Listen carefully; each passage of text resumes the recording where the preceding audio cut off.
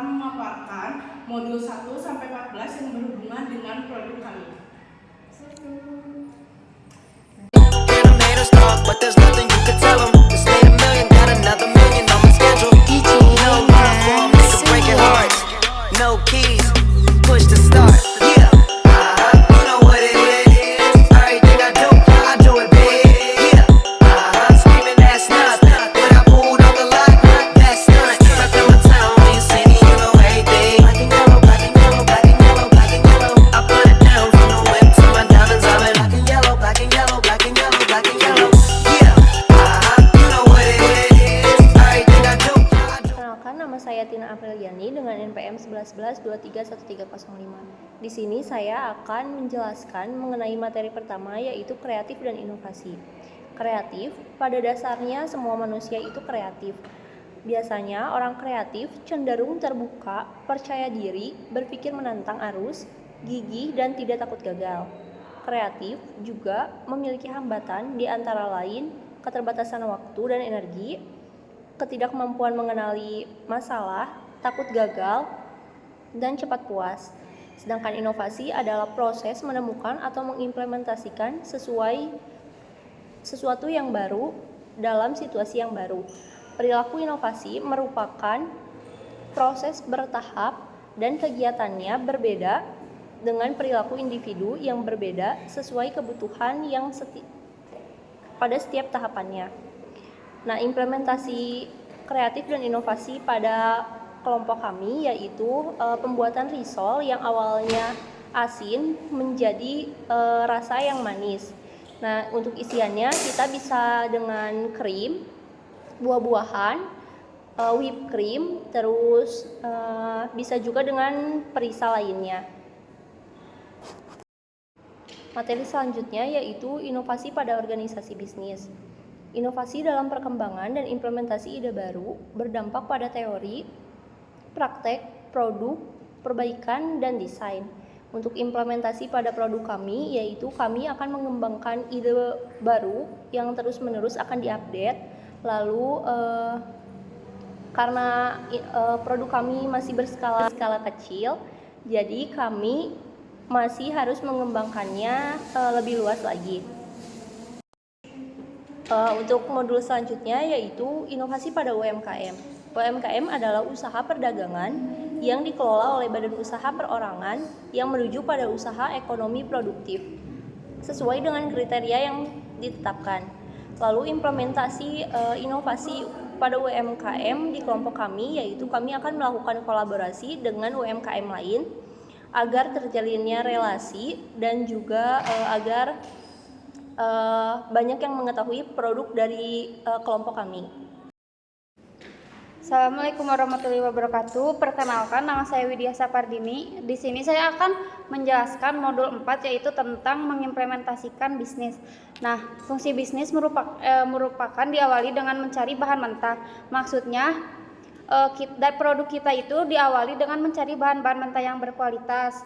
Contohnya ada terigu yang berkualitas, susu yang berkualitas, telur, dan bahan-bahan lainnya. Lalu setelah mencari bahan mentah yang berkualitas, kita mengubah bahan mentah itu menjadi produk dengan cara kita mengolah bahan-bahan mentah itu dimasak dan sehingga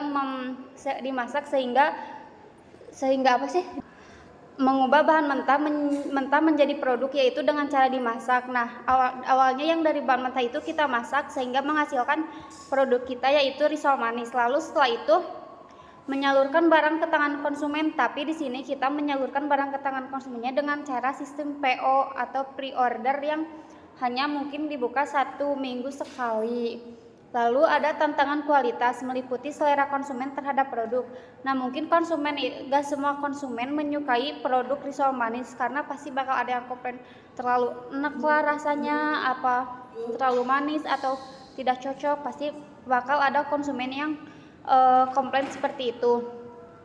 Karena itu merupakan selera ya, kalau makanan selera lidah masing-masing. Lalu kualitas packaging. Nah, karena mungkin packaging kita sekarang masih belum terlalu proper untuk produk kita yang mudah hancur, mudah rusak. Nah, kita itu akan memperbaiki kualitas packaging dengan yang lebih tahan yang agar produk kita bisa bertahan lebih lama, tidak mudah rusak dan lain-lain. Terus kualitas customer service terhadap konsumen, karena kita PO-nya seminggu sekali, mungkin bakal ada konsumen yang komplain kenapa PO-nya seminggu sekali. Karena kenapa kita PO seminggu sekali? Itu dikarenakan agar kualitas produk kita itu bisa maksimal, membuatnya dengan bahan-bahan yang proper dan bahan-bahan yang bagus. Hal itu yang biasanya sering dijadikan keluhan konsumen terhadap kualitas yang diberikan, tidak hanya produk tetapi juga pelayanan. Jadi yang di konsumen komplain itu nggak cuma produk gitu ke kita tuh, tapi layanannya juga, karena PO seminggu sekali lah, karena pelayanannya lama itu karena kita harus mencari bahan-bahan yang berkualitas gitu, seperti itu. Lalu selanjutnya saya akan menjelaskan modul 5, yaitu respon konsumen terhadap inovasi bisnis. Nah, pertama ada pengertian konsumen dahulu. Konsumen memiliki peran penting untuk kemajuan bisnis. Bisnis membutuhkan konsumen agar bisnis dapat berjalan dengan lancar. Konsumen berperan sebagai pendukung minat bisnis yang kita inovasikan. Lalu respon yang diberikan konsumen kepada produk inovasi, yaitu risol manis, kita tampung dan akan kita jadikan evaluasi kemajuan bisnis ke depannya. Jadi jika ada konsumen yang memberikan respon-respon negatif atau positif, kita akan menampung respon-respon itu untuk agar menjadi bahan evaluasi produk risol manis kita. Lalu selanjutnya ada respon konsumen. Respon konsumen terhadap bisnis biasanya meliputi selera. Nah, balik lagi ke selera, karena kan kita buatnya risol manis, tapi enggak semua konsumen suka dengan risol manis. Ada juga yang konsumen yang cuma suka sama risol original. Jadi kita tetap akan membuat risol manis itu sebagai inovasi kita, tetapi tidak akan memaksakan kepada konsumen yang tidak menyukainya. Jadi kita tampung saja responnya dengan baik untuk dijadikan bahan informasi untuk kedepannya. Nah, lalu meliputi selera konsumen, ada yang cocok dengan produk kita dan ada yang tidak. Biasanya orang yang tidak cocok dengan produk cenderung memberikan respon negatif, misalnya kayak ini kurang cocok, risol manis kurang cocok dijadikan risol manis kurang cocok untuk dijadikan bahan inovasi kita, karena misalkan orang itu tidak suka makanan manis, pasti dia akan merespon dengan cara yang negatif, seperti krimnya terlalu enak bila dijadikan seperti risol manis. Lalu harusnya risol manis tidak perlu digoreng gitu misalkan. Tapi tetap aja pasti akan ada orang-orang yang suka dengan risol manis itu, karena balik lagi ke selera masing-masing. Tapi respon itu kita jadikan bahan evaluasi untuk kedepannya, kita tampung, kita jadikan inovasi agar kita dapat memperbaiki semua produk yang kita. Di sini selanjutnya saya akan menjelaskan modul 6, yaitu peluang bisnis berbasis inovasi terhadap riset pasar. Dengan riset pasar yang memiliki keunggulan lebih efisien di waktu dan biaya, di mana dengan riset pasar kami bisa lebih mempersingkat waktu dan biaya dalam modal. Lalu referensi yang lebih berkualitas karena telah melalui proses validasi langsung dari konsumen. Maksudnya referensi yang lebih berkualitas menjadi tujuan kami untuk mendapatkan pengetahuan, melakukan proses validasi langsung dari konsumen yang kita terapkan di bisnis kami. Nah, data sekunder dapat dilihat dari komentar atau respon konsumen di media sosial yang mudah diakses. Lalu selanjutnya respon yang diberikan konsumen terkait selera kita jadikan sebagai bentuk informasi yang dijadikan riset pasar dalam bentuk data sekunder atau data yang diproses secara tidak langsung.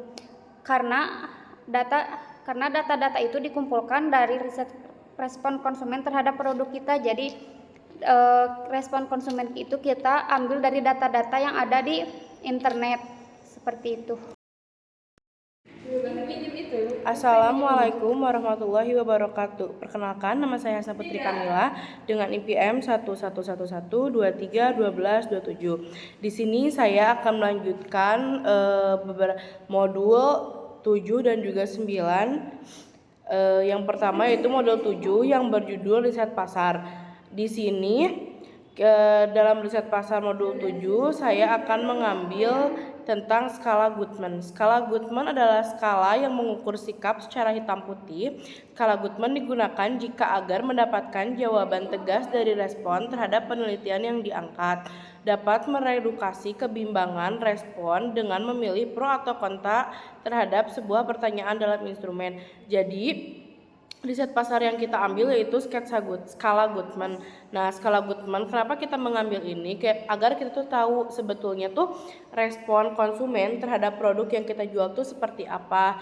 Dan dari skala Goodman ini pun kita jadi tahu sebetulnya apa sih yang konsumen inginkan terhadap produk yang kita jual. Kita bisa memberi contohnya seperti pertanyaan-pertanyaan dan kuesioner kepada konsumen. Yang pertama seperti, apakah Anda puas dengan produk yang kami jual? Lalu setelah itu pertanyaan yang kedua, apakah Anda puas dengan layanan yang kita berikan? Pertanyaan yang ketiga, apakah Anda puas dengan keramahan karyawan yang ada di toko kami? Yang keempat, apakah Anda puas dengan membeli produk kami kembali? Yang kelima, apakah Anda senang dengan posisi dan tempat lokasi toko yang kami buat? Nah, dari pertanyaan-pertanyaan tersebut kita berikan kepada seluruh konsumen untuk kita tuh tahu sebetulnya mereka tuh senang tidak dengan semua yang ada dalam produk kita, toko kami. Nah, dengan pertanyaan-pertanyaan tersebut kita jadi tahu gitu sebetulnya kepuasan dan keinginan mereka tuh sudah terpenuhi. Baik, di sini saya akan menjelaskan modul ke-9 yaitu pengalaman melaksanakan bisnis berbasis inovasi. Di sini saya akan mengambil bagaimana kita menyusun rencana bisnis kita. Nah, menyusun rencana bisnis atau business plan adalah dokumen tertulis yang berisi tujuan usaha kita, rencana penjualan kita, rencana keuangan, dan sasaran yang ingin dicapai dari usaha tersebut. Nah, rencana usaha merupakan pedoman bagi entrepreneur, karyawan, rekan, kreditor, dan pihak-pihak lain dalam mengimplementasikannya. Nah, jadi di sini tuh kita bakal target pasar dan business plan yang kita buat tuh kayak gimana. Nah, yang pertama ada target pasar. Nah, target pasar yang kita tentukan yaitu target pasar kita adalah sebetulnya seluruh kalangan umur dan seluruh gender. Dari anak kecil hingga orang dewasa bisa mengonsumsi makanan yang kita buat yaitu Risol Sweet, karena produk yang kita punya itu menggunakan bahan-bahan yang terjamin aman dan produknya pun berkualitas tinggi. Nah, selain itu tujuan dari kami membuat produk tersebut agar orang-orang tuh tahu gitu bahwa ternyata makanan yang biasa kita lihat bahwa Risol Mayu itu Risol tuh biasanya identik dengan makanan yang asin, bisa diinovasikan menjadi yang manis dan orang-orang pun menjadi tahu, oh ternyata makanan tuh bisa berinovasi, bisa berkembang lagi lebih bagus lagi. Nah, selain itu tujuannya juga agar membuka pikiran orang-orang lebih berinovasi lagi. Oh, ternyata kita tuh bisa ya membuat makanan yang sudah ada menjadi yang baru gitu. Nah, tujuannya juga bisa kayak gitu. Terus yang ketiga yaitu rencana penjualan. Nah, rencana penjualannya bersistem pre-order. Lalu kita juga bisa saja menjualnya di event-event atau seperti apa. Nah, lalu promosi yang kita jual juga sistemnya kan tadi pre-order. Terus yang kedua, kita pun produk yang kita buat tuh terbatas, tidak selalu semua orang yang mengikuti pre-order ini mendapatkan karena terbatas. Misalnya produk yang kami jual tuh hanya menjual sebanyak 50 pieces risol saja seperti itu.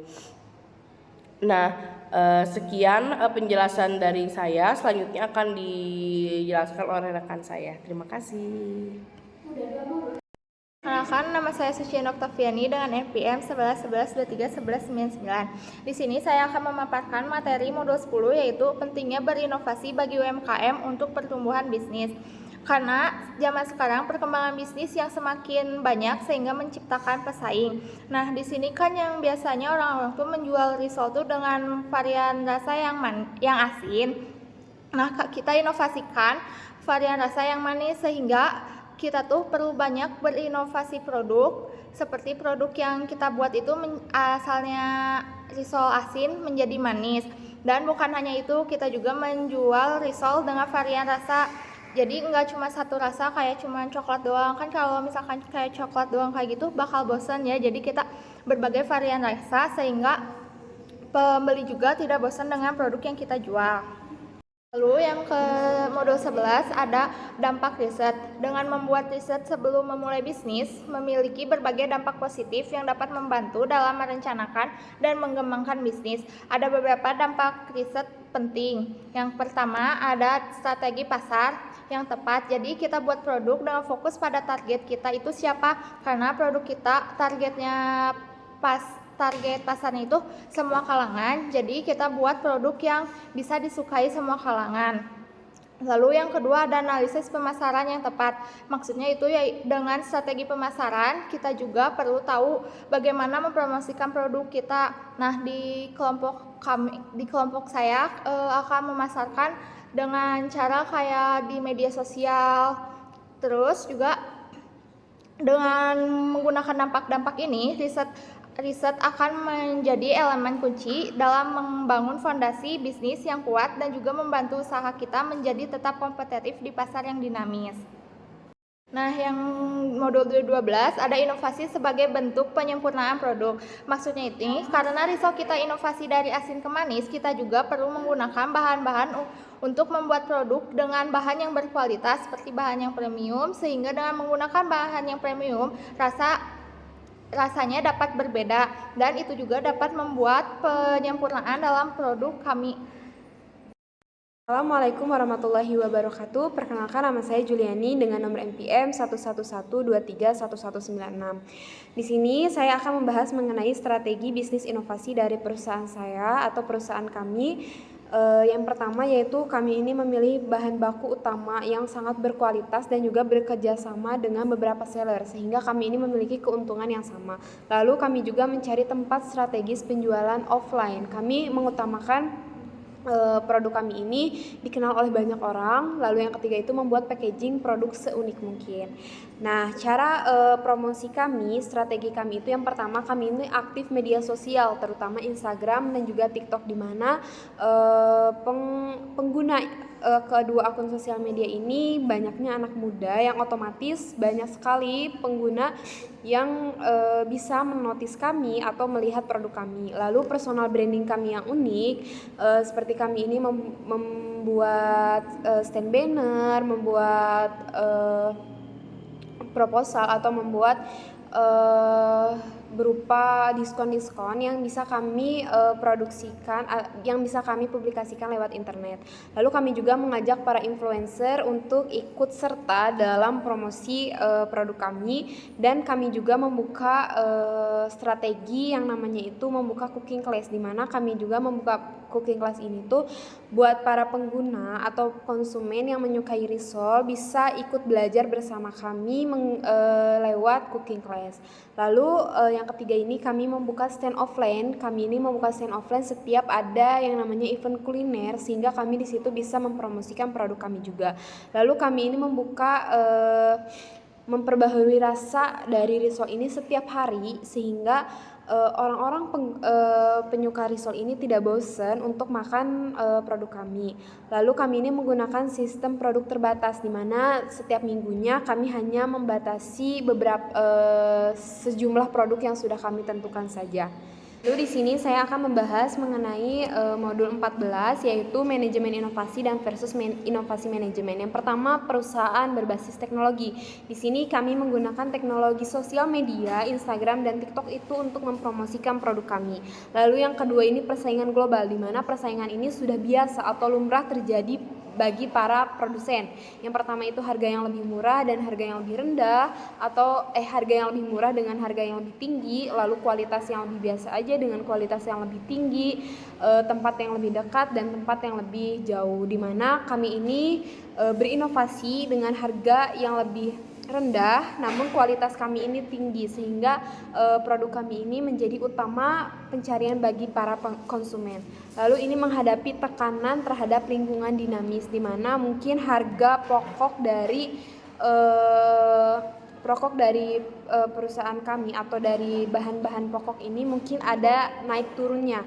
Kami selalu mengutamakan yang namanya kualitas, sehingga kami sudah memiliki strategi dan target yang pas dengan tekanan ini.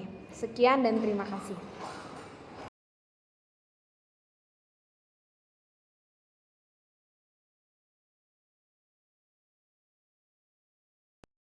Sekian dari kelompok kami. Wassalamualaikum